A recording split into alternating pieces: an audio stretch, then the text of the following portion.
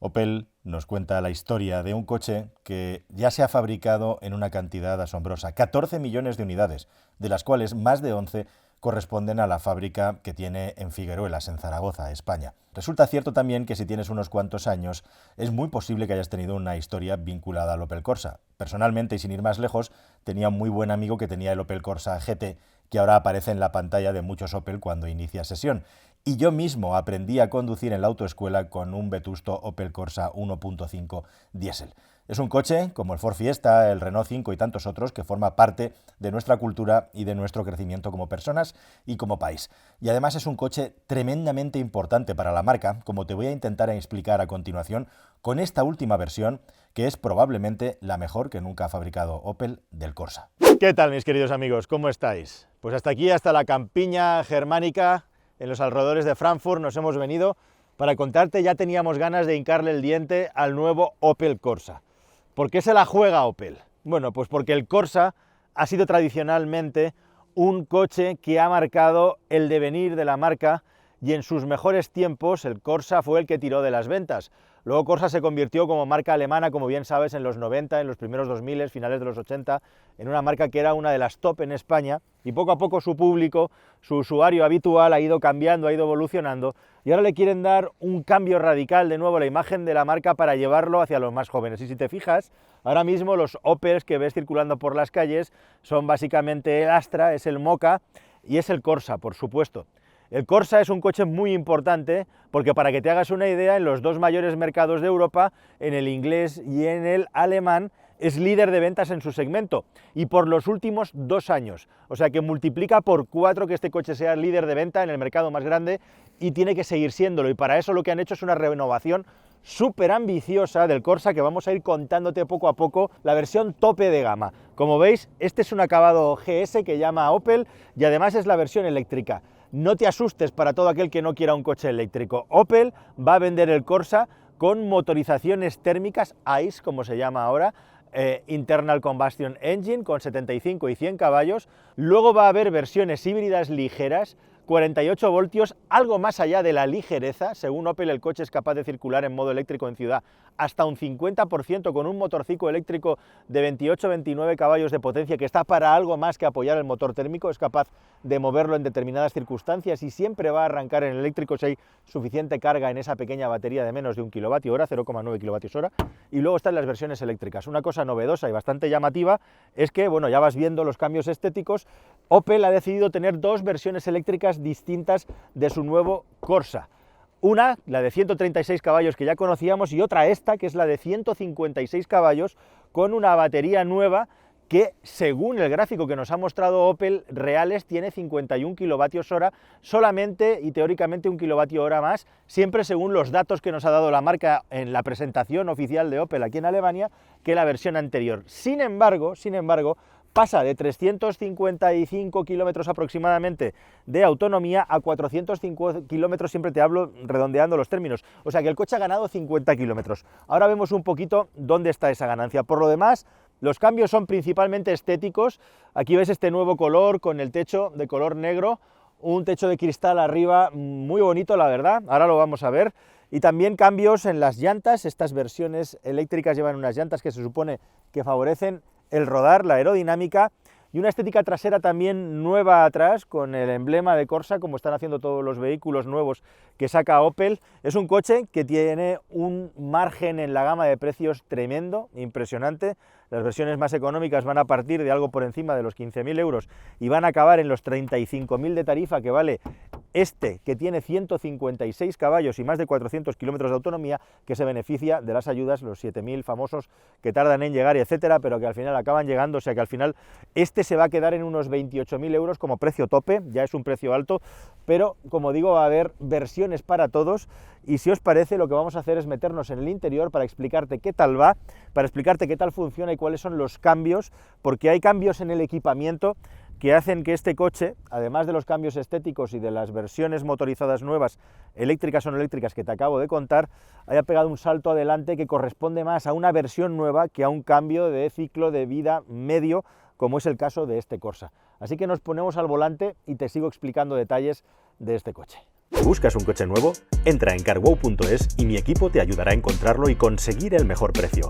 Carwow.es, el comparador de precios de coches nuevos. Una de las cosas que teóricamente ha mejorado mucho Opel en este coche es el asunto del consumo en la versión eléctrica. Gracias, como digo, a una suma de un montón de factores, se han cambiado muchas cosas en la parte mecánica de la gestión de la electricidad, y lo que más destaca es precisamente el uso de una bomba de calor para dar frío y calor en el interior del coche, que mejora mucho la autonomía, y también un motor nuevo, síncrono y imanes permanentes, con una nueva arquitectura que reduce el consumo, y además de eso un nuevo, al final, desarrollo, un grupo final que prima la autonomía y que hace que el motor eléctrico no gire tantas revoluciones, que es algo que muchos fabricantes están apuntando para mejorar la autonomía homologada de sus coches. Yo en el trayecto que estoy haciendo hoy, mitad carretera interior, mitad autopista, autovía, llevo un consumo medio de 16,5 kilovatios hora, lo cual está bastante bien. Habría que hacer muchos más kilómetros, tendremos tiempo de hacerlos con el coche, pero no me parece un mal consumo de punto de partida. Ya vimos en el Opel Astra, al que se le habían implementado todos estos cambios, que destacaba por ser un coche que tenía un consumo tirando abajo, y este Opel Corsa en versión 156 caballos lleva exactamente la misma mecánica y las mismas mejoras. De hecho, este coche, la diferencia que noto con el Astra, me da la sensación de que transmite más capacidad de aceleración, aunque las cifras de aceleración para los 156 caballos tampoco son locas. Opel mantiene dos filosofías a la hora de programar este coche eléctrico, que son, por un lado, que el coche no tiene ninguna palanca ni ningún sistema de retención extra para hacer que el vehículo frene con el freno eléctrico y regenerar más energías, salvo el botoncito B que tenemos aquí en la palanca de cambio, que permite eso, tener un extra de retención. Ese es el único plus que vas a tener a la hora de aumentar la capacidad de regenerar energía. Lo otro que ha hecho Opel en este coche, que comparte con sus hermanos, es el hecho de que en función del modo de conducción que llevas, el vehículo da una potencia distinta.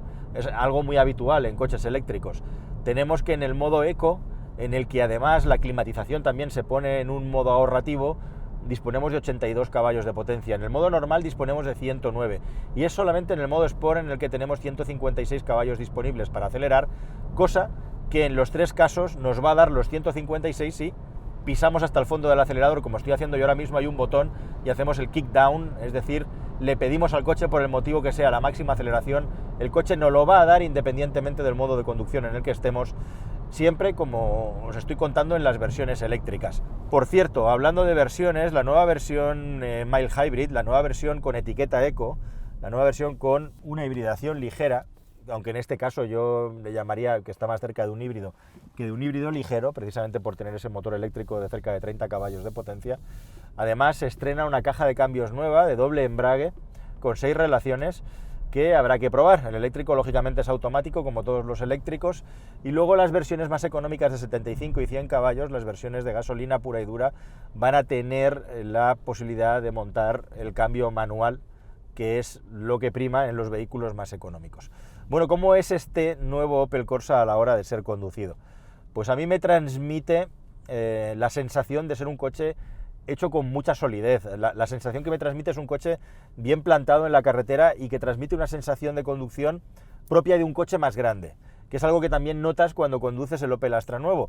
Y lo que te transmite este Corsa precisamente es la sensación de estar circulando en un vehículo de una categoría superior, lo cual es muy agradable.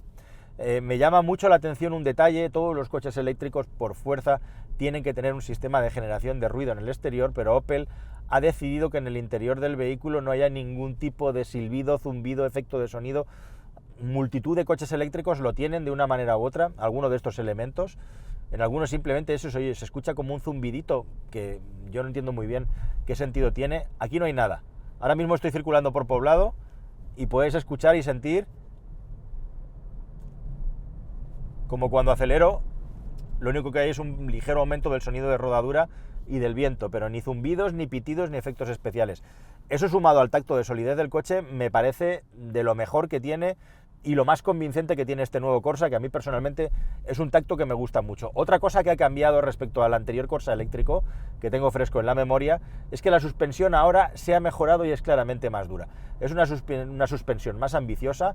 Ahora, si quieres un Corsa con una suspensión menos deportiva, podríamos decir. Tienes la posibilidad de elegir la versión anterior y por lo tanto en este lo que se ha primado además y se ha buscado es un aumento en la calidad de conducción. El salto de precio con esos 50 kilómetros de autonomía y también el hecho de que este lleva una versión de equipamiento y estética especial, que es la que estás viendo, es de 3.500 euros con además esos 20 caballos extra que se notan y bastante en este coche. Yo personalmente creo que merece la pena saltar a la versión nueva, además con su bomba de calor.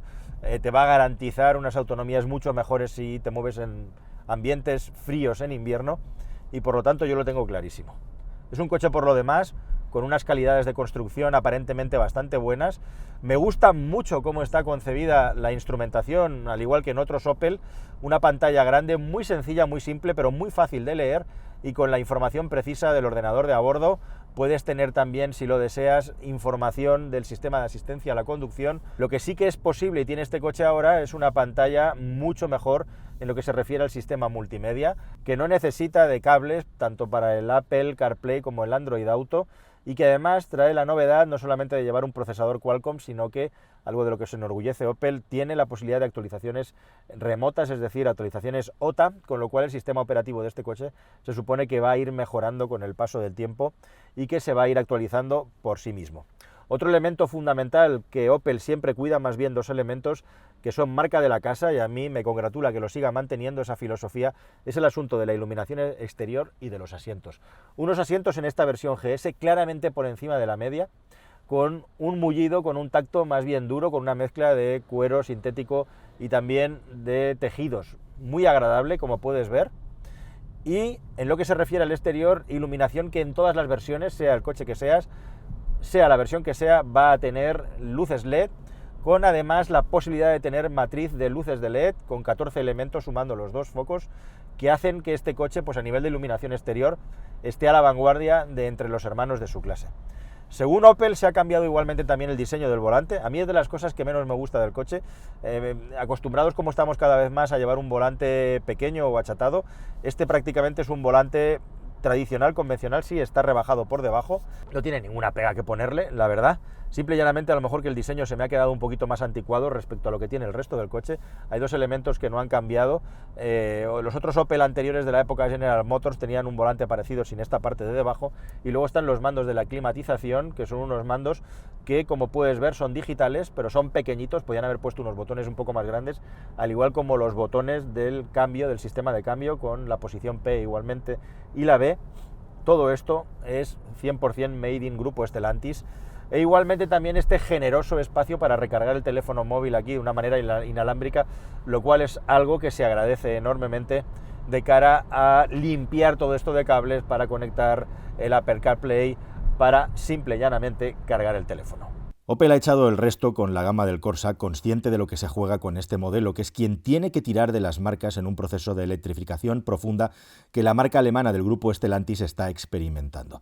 El precio de las versiones más potentes y más caras es alto, pero se puede defender desde el punto de vista de que por cómo funciona el coche, por el equipamiento que tiene, incluso con ahora esos faros matriciales LED con 7 LEDs por cada faro, que son verdaderamente de lo mejor que hay en su clase, y otros muchos detalles que te he ido deslizando a lo largo y ancho del vídeo, como el equipamiento multimedia, se puede defender, como digo, precisamente por el tacto y la calidad que transmite.